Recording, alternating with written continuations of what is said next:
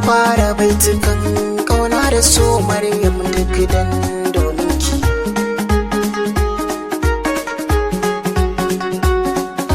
Na bayyana miki kauna a fili da zuciya, na saki can cikin kalbi na kina ƙarin lafiya. Zan adana ki mai so na ba wata tambaya, tunda kin ban kula sosai ba zan ci rabuwa.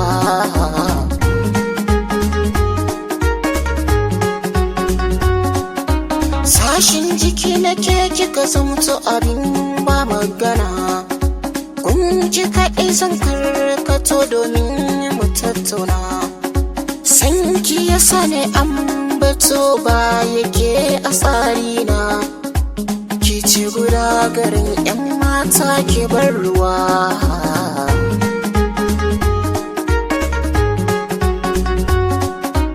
In kin ka bar ni ba shakka sai na imauce, kina gare ni kowa ya bar ni na amince.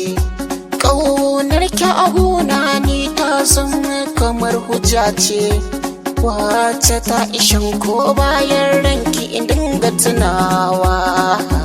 Na fara baitukan kauna da so Maryam duk dan domin ki.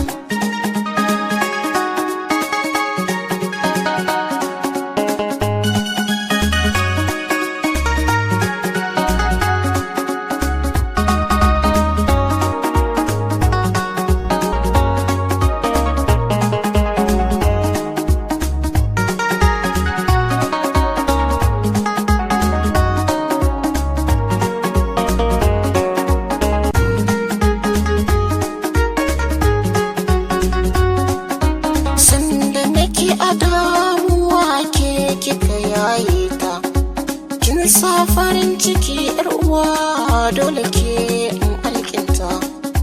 Na bar ɗimuwa da zuwan ki kanwata, kanakin yaye kunci ba ragowa.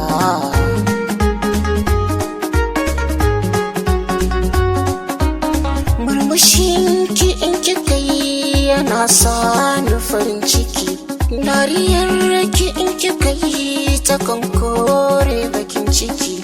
A kowane yanayi sai in ji ni cikin shauki, mantuwa da ke a so bai kyautuwa.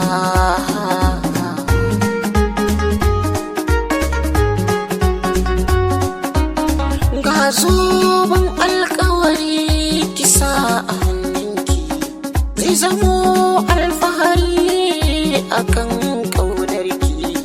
Sai bugun tambari da na aure ki, sance murin ga ranar a rayuwa.